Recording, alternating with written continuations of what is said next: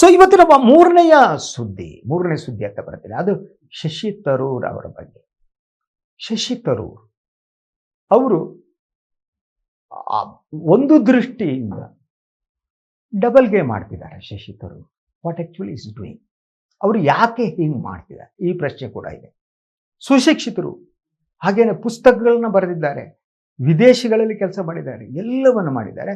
ಆದರೆ ಇತ್ತೀಚೆಗೆ ಅವರ ನಡವಳಿಕೆಗಳೇನಿವೆ ಆ ನಡವಳಿಕೆಗಳು ಕಾಂಗ್ರೆಸ್ ಪಕ್ಷದ ದೃಷ್ಟಿಯಿಂದ ಒಂದು ರೀತಿ ಎಲ್ಲೋ ಅಡ್ಡ ಹೊಡಿತಾ ಇದೆ ಅಂತಾರೆ ನೋಡಿ, ಆ ಸ್ಥಿತಿಗೆ ಬಂದಿದೆ.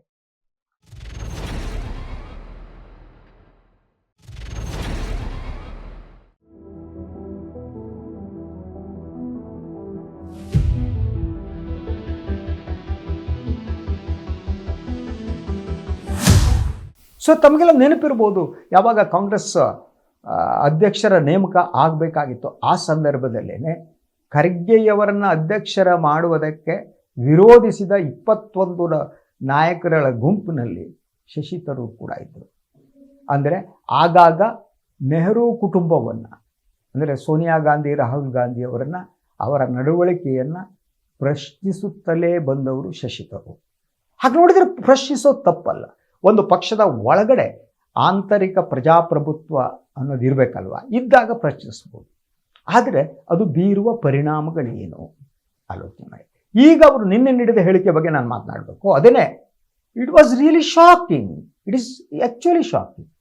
ಯಾಕೆಂದರೆ ಇದು ಕಾಂಗ್ರೆಸ್ ಪಕ್ಷದ ನಿಲುಮೆ ಏನಿದೆ ಅದಕ್ಕೆ ವಿರುದ್ಧವಾದದ್ದು. ಮತ್ತು ಚುನಾವಣೆ ನಡೆಯುವುದಕ್ಕಿಂತ ಪಂಚರಾಜ್ಯ ಚುನಾವಣೆ ನಡೆಯುವುದಕ್ಕಿಂತ ಕೆಲವೇ ದಿನಗಳ ಮೊದಲು ಈ ರೀತಿ ನೀಡಿರುವ ಹೇಳಿಕೆಯ ಪರಿಣಾಮ ಇದೆಯಲ್ಲ, ಅದು ಬೇರೆ ರೀತಿ ಆಗುತ್ತೆ. ಸೊ ಒಂದು ಹಂತದಲ್ಲಿ ಶಶಿ ತರೂರ್ ಅವರು BJPಯನ್ನು ಸೇರ್ತಾರಾ ಅನ್ನುವ ಚರ್ಚೆ ಕೂಡ ಪ್ರಾರಂಭ ಆಗಿತ್ತು. ಅದಕ್ಕೆ ಕಾರಣ ಅಂತಂದರೆ ಅವರು ಆಪರೇಷನ್ ಸಿಂಧೂರ ಸಂದರ್ಭದಲ್ಲಿ ತೆಗೆದುಕೊಂಡ ನಿಲುಮೆ. ನಾನು ಮೊದಲು ಹೇಳಿದೆ, ಕಾಂಗ್ರೆಸ್ ಹೈಕಮಾಂಡಿಗೆ ಒಂದು ರೀತಿ ಸೆಡ್ ಹೊಡೆದಿದ್ದರು, ಅವರಿಗೂ ಕಾಂಗ್ರೆಸ್ ಅಧ್ಯಕ್ಷರಾಗಬೇಕು ಅಂತಿತ್ತು. ಆದರೆ ಸೋನಿಯಾ ಗಾಂಧಿ, ರಾಹುಲ್ ಗಾಂಧಿ ಯಾರು ಹೇಳ್ತಾರೋ ಅವರೇ ಅಧ್ಯಕ್ಷರಾಗಬೇಕಲ್ವ ಕಾಂಗ್ರೆಸ್ನಲ್ಲಿ. ಅದರಂತೆ ಖರ್ಗೆ ಅವರು ಅಧ್ಯಕ್ಷರಾದರು. ಅದಾದ ಮೇಲೆ ಅವರು ಆಗಾಗ ಈ ಹೇಳಿಕೆಗಳ ಮೂಲಕ ಚಾಟಿ ಏಟು ಬೀಸಕ್ಕೆ ಪ್ರಾರಂಭ ಮಾಡಿದ್ದಾರೆ. ಈ ಚಾಟಿ ಏಟು ಬೇರೆಯವರ ವಿರುದ್ಧ ಅಲ್ಲ, ಪಕ್ಷದ ನಾಯಕತ್ವದ ವಿರುದ್ಧನೇ. ಸೊ ಆಪರೇಷನ್ ಸಿಂಧೂರ್ ಸಂದರ್ಭದಲ್ಲಿ ಏನಾಯಿತು, ಅವರೊಂದು ಡೆಲಿಗೇಷನ್ನಲ್ಲಿದ್ದರು.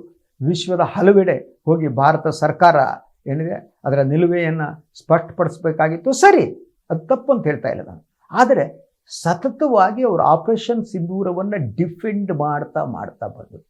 ಅದು ಕಾಂಗ್ರೆಸ್ನ ಅಫಿಷಿಯಲ್ ಸ್ಟ್ಯಾಂಡ್ ಏನಿದೆ ಅದಕ್ಕೆ ವ್ಯತಿರಿಕ್ತವಾದ ಸ್ಟ್ಯಾಂಡ್ ಏನಿದೆ ಅದು ಶಶಿ ತರೂರ್ದಾಗಿತ್ತು.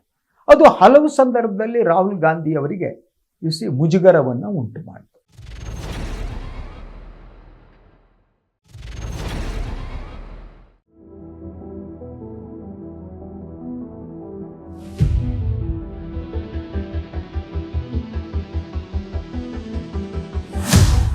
ಅದೇ ರೀತಿ ಸ್ಟ್ಯಾಂಡು.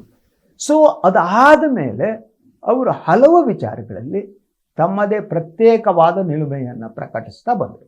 ಈಗ ಲೇಟೆಸ್ಟ್ ನಿನ್ನೆ ಒಂದು ಸಂದರ್ಶನದಲ್ಲಿ ಅವರು ಹೇಳಿದರು, ಕೇರಳದಲ್ಲಿ BJP ಈ ಚುನಾವಣೆಯಲ್ಲಿ ಗಣನೀಯವಾದ ಸಾಧನೆ ಮಾಡುತ್ತೆ ಅನ್ನೋ ಮಾತನ್ನು ಹೇಳ್ಬಿಟ್ರು. ಕೇರಳ ಏನಿದೆ ಅದು ಶಶಿ ತರೂರ್ ಅವರ ರಾಜ್ಯ. ತಿರುವನಂತಪುರಂ ಏನಿದೆ, ತಿರುವನಂತಪುರದಲ್ಲಿ ಅಲ್ಲಿ ಕಾರ್ಪೊರೇಷನ್ನಲ್ಲಿ BJP ಗೆದ್ದಾಗ ಸಂತಸ ಪಟ್ಟವರಲ್ಲಿ ಶಶಿ ತರೂರ್ ಕೂಡ ಒಬ್ಬರು.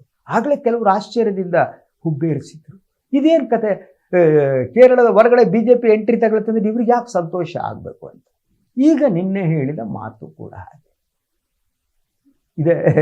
ಏನು ಅಂದರೆ BJP ಎಂಟ್ರಿ ತಗೊಳ್ತಾರೆ ಕೇರಳದಲ್ಲಿ. It is not so easy. Kerala ಬಹಳ ಡಿಫ್ರೆಂಟ್ ಆದ ರಾಜಕಾರಣದ ತವರೂರು ಅಂತ. ಅಲ್ಲಿ LDF ಆ್ಯಂಡ್ UDF ನಡುವೆ ಫೈಟ್ ಇದೆ. ಒಂದು ಕಡೆ ಎಡಪಕ್ಷಗಳಿವೆ, ಒಂದು ಕಡೆ ಕಾಂಗ್ರೆಸ್ ನೇತೃತ್ವದ ಒಕ್ಕೂಟ ಇದೆ. ಒಂದು ಚುನಾವಣೆಯಲ್ಲಿ LDF ಬಂದರೆ ಇನ್ನೊಂದು ಚುನಾವಣೆಯಲ್ಲಿ UDF ಬರುತ್ತೆ. ಹೀಗೆ ಬದಲಾವಣೆ ಆಗ್ತಾ ಇದೆ. ಆದರೆ BJPಗೆ ಎಂಟ್ರಿ ತಗೊಳ್ಳೋದಕ್ಕೆ ಅಲ್ಲಿ ಸಾಧ್ಯ ಆಗಿಲ್ಲ. ಸತತವಾಗಿ BJP ಟ್ರೈ ಮಾಡ್ತಾ ಇದೆ, RSS ಟ್ರೈ ಮಾಡ್ತಾ ಇದೆ. ಆದರೆ ಈ ಸ್ಟೇಟ್ ಆಫ್ ಮೈಂಡ್ ಅಂತಾರೆ ನೋಡಿ, ಕೇರಳದ ಜನರ ಸ್ಟೇಟ್ ಆಫ್ ಮೈಂಡ್ ಬೇರೆ ರೀತಿಯದ್ದು. ಯಾಕೆಂದರೆ ಅದಕ್ಕೂ ಇನ್ನೊಂದು ಕಾರಣ ಅಂದರೆ ಅವರ ಅಕ್ಷರ ಇದೆಯಲ್ಲ, ಅಲ್ಲಿ ಅಕ್ಷರ ಪೂಜಕರು ಅಂತ ನಾನು ಕರಿತೀನಿ. ಅಲ್ಲಿ ಬಹುತೇಕ ಜನ ಸುಶಿಕ್ಷಿತರು, ವಿದ್ಯಾಭ್ಯಾಸ ಮಾಡುವವರು, ಶಾಲೆ ಕಾಲೇಜಿಗೆ ಹೋದವರು, ಓದುವವರು, ತಿಳಿದುಕೊಳ್ಳುವವರು, ಸಾಂಸ್ಕೃತಿಕವಾಗಿ ಸಾಹಿತ್ಯಿಕವಾಗಿ ಕೇರಳ ಎಲ್ಲೋ ಇದೆ. ಸುಶಿಕ್ಷಿತರ ಪ್ರಮಾಣ ಅತಿ ಹೆಚ್ಚು. ಈ ಕಾರಣಕ್ಕಾಗಿ ಅಲ್ಲಿ BJP ಅಥವಾ BJPಯ ರಿಲಿಜಿಯಸ್ ಎಜೆಂಡಾ ಇದೆಯಲ್ಲ, ಅದು ಅಲ್ಲಿ ವರ್ಕೌಟ್ ಆಗಲಿಲ್ಲ ಇದುವರೆಗೆ. ಸೊ ಈಗ ಆಗುತ್ತಾಗಿದೆ ಸಡನ್ ಆಗಿ ಶಶಿ ತರೂರ್ ಯಾಕೆ ಹೀಗೆ ಹೇಳಿದ್ದಾರೆ? ಹೀಗೆ ಹೇಳುವ ಮೂಲಕ ಅವರು ಅವರ ಪಕ್ಷಕ್ಕೆ ಮುಜುಗರವನ್ನು ಉಂಟು ಮಾಡಿದ್ದಾರೆ. ಅವ್ರಿಗೆ ಮಾತ್ರ ಅಲ್ಲ, ಕೇರಳವನ್ನು ಪ್ರತಿನಿಧಿಸುವಂಥ ಪ್ರಿಯಾಂಕಾ ಗಾಂಧಿಯವರು, ಹಾಗೆಯೇ ಈ ಮೊದಲು ಅಲ್ಲಿ ಕೇರಳವನ್ನು ಪ್ರತಿನಿಧಿಸ್ತಾ ಇದ್ದಂಥ ರಾಹುಲ್ ಗಾಂಧಿಯವರು, ಅವರು ಎಲ್ಲರಿಗೂ ಮುಜುಗರ ನೀಡುವ ಹೇಳಿಕೆಯನ್ನು ಶಶಿ ತರೂರ್ ನೀಡಿದ್ದಾರೆ.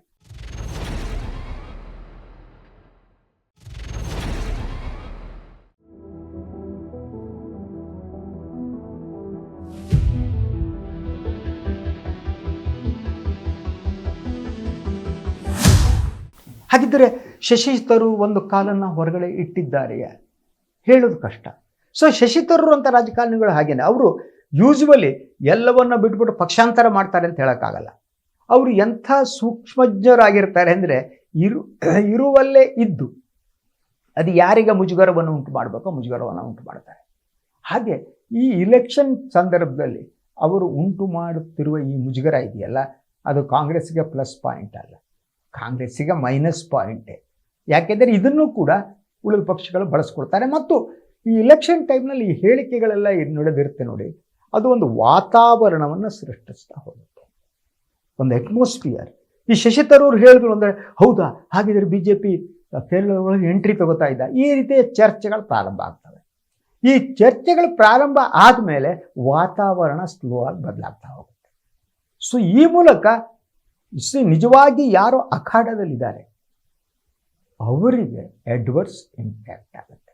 ಈ ಶಶಿ ತರೂರ್ ಅವರ ಹೇಳಿಕೆಯಿಂದ ಕಾಂಗ್ರೆಸ್ಗೆ ಒಂದು ಅಡ್ವರ್ಸ್ ಇಂಪ್ಯಾಕ್ಟ್ ಆಗುವ ಚಾನ್ಸಸ್ ಕಾಣುತ್ತೆ. ಹಾಗಿದ್ದರೆ ಯಾಕೆ ಕಾಂಗ್ರೆಸ್ ಹೈಕಮಾಂಡ್ ಯಾಕೆ ಇಂಥ ಹೇಳಿಕೆಯನ್ನು ನೀಡದಂತೆ ಶಶಿ ತರೂರ್ ಮೇಲೆ ಒತ್ತಡ ಹೇರ್ತಾ ಇಲ್ಲ? ಸೊ ಈ ಮೊದಲನೇ ಕೆಲವು 1 ತಿಂಗಳ ಅಥವಾ 2 ತಿಂಗಳ ಹಿಂದಿರಬಹುದು, ಶಶಿ ತರೂರ್ ಅವರು ರಾಹುಲ್ ಗಾಂಧಿಯವರು ಮತ್ತು ಖರ್ಗೆ ಅವರನ್ನ ಭೇಟಿ ಮಾಡಿದರು, ಅವ್ರ ಜೊತೆ ಮಾತುಕತೆ ನಡೆದರು, ಚರ್ಚೆ ನಡೆಸಿದ್ರು.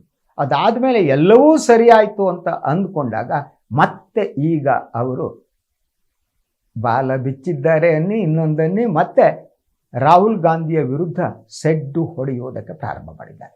ಅವರ ಮೂಲಭೂತವಾಗಿ ಅವರ ಟಾರ್ಗೆಟ್ ರಾಹುಲ್ ಗಾಂಧಿ ಅಂತ ಅನಿಸುತ್ತೆ.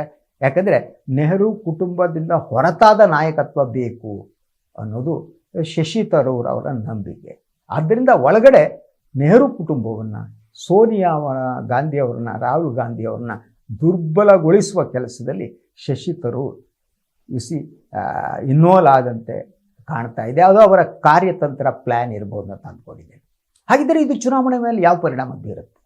ಅದು ಕಾಲುವೆ ಹೇಳಿದರು. ಕೇರಳ ಬದಲಾಗತ್ತೆ ಅಂತ ನನಗನ್ಸಲ್ಲ.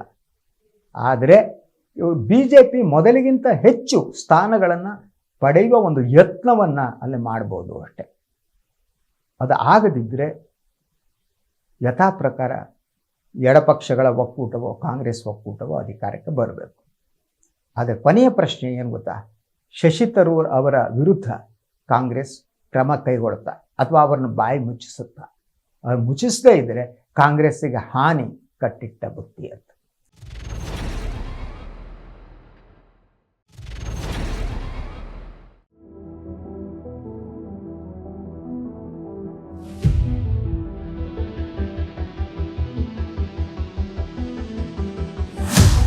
ಇದು ಇವತ್ತಿನ ಮೆಗಾ ಮೆಗಾ ಮೆಗಾ ಮೆಗಾ ಸುದ್ದಿಗಳು. 3 ಸುದ್ದಿಗಳು ಅದನ್ನು ತಮ್ಮ ಮುಂದೆ ಇಟ್ಟಿದ್ದೇನೆ, ಅದನ್ನು ವಿಶ್ಲೇಷಣೆ ಮಾಡಿದ್ದೇನೆ, ಸುದ್ದಿಯ ಹಿಂದಿನ ಸುದ್ದಿಯನ್ನು ತಮಗೆ ತಲುಪಿಸುವ ಯತ್ನವನ್ನು ಮಾಡಿದ್ದೇನೆ.